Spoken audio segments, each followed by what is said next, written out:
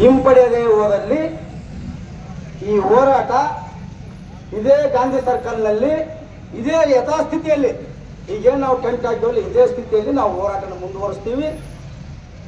ಯಾರು ಬಂದು ನಮ್ಗೇನು ಕೇಸ್ ಹಾಕ್ತೀರಿ, ನಮ್ಮ ಕೇಸಿಂದ ತಮಿಕೆ ಹಾಕ್ಬೇಡ್ರಿ. ನಮ್ಗೆ ನಾವು ಹೋರಾಟಗಾರರು ಅಂದಮೇಲೆ ಕಾನೂನು ತಿಳ್ಕೊಂಡೇ ಬಂದಿರ್ತೀವಿ ಇಲ್ಲಿ. ನೀವು ನಮ್ಮ ಮೇಲೆ ಕೇಸ್ ಹಾಕ್ತೀರಿ, ಸಾರ್ವಜನಿಕ ಸ್ಥಳದಲ್ಲಿ ನಾವು ಏನೇನೋ ಮಾಡಿದ್ರೆ ನೀವು ಮಾಡ್ತೀರಿ ಅಂತ ನಮ್ಗೆ ಗೊತ್ತದ. ನೀವು ಮಾಡೋದು ನಿಮ್ಮ ಕೆಲಸ ನೀವು ಮಾಡಿರಿ, ನಮ್ಮ ಕೆಲಸ ನಾವು ಮಾಡ್ತೀವಿ.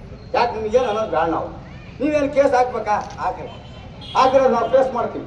ಏನು ಸರ್, ನಾವು ಫೇಸ್ ಮಾಡಕ್ಕೆ ನಡೀತೀವಿ. ಇಷ್ಟೊತ್ತಿನ ತನಕ ನನಗೆ ಅವಕಾಶ ಮಾಡಿಕೊಟ್ಟಂಥ ಎಲ್ಲ ಹಿರಿಯರಿಗೆ ವೇದಿಕೆ ಮೇಲೆ ಕುಂತು ನನಗೆ ಸಹಕರಿಸೋದಕ್ಕಾಗಿ ತಾವೆಲ್ಲರೂ ಈ ಸುರಪುರ ತಾಲೂಕಿನ ಮಹಾಜನತೆ ಇಂಥ ಬೃಹತ್ ಪ್ರಮಾಣದ ಹೋರಾಟಕ್ಕೆ ಸಪೋರ್ಟ್ ಮಾಡಿದ್ದಕ್ಕಾಗಿ ತಮ್ಮೆಲ್ಲರಿಗೂ ಅನಿಸುತ್ತಾ, ಪತ್ರಿಕೆ ಮಾಧ್ಯಮದವರಿಗೂ, ಪೊಲೀಸ್ನವ್ರಿಗೂ ಅನಿಸುತ್ತಾ, ಈ ಸುರಪುರದ ವರ್ತಕರಿಗೂ ಅನಿಸುತ್ತಾ, ಸ್ವ ಇಚ್ಛೆಯಿಂದ ಬಂದ್ ಮಾಡ್ಯಾರ.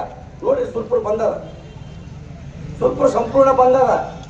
ಆ ಕಾರಣಕ್ಕಾಗಿ ಪುನಃ ಒತ್ತಾಯಿಸುತ್ತಾ ನನಗೆ ಮಾತಾಡ್ಲಿಕ್ಕೆ ಅವಕಾಶ ಮಾಡಿಕೊಟ್ಟಂತ ಎಲ್ಲ ಗಣ್ಯಮಾನ್ಯರಿಗೆ ಒಂದು ಸುತ್ತ ನನ್ನ 4 ಮಾತನ್ನು ಮುಗಿಸುತ್ತೇನೆ. ಜೈ ಭೀಮ್, ಜೈ ಕರ್ನಾಟಕ ಮಾತು.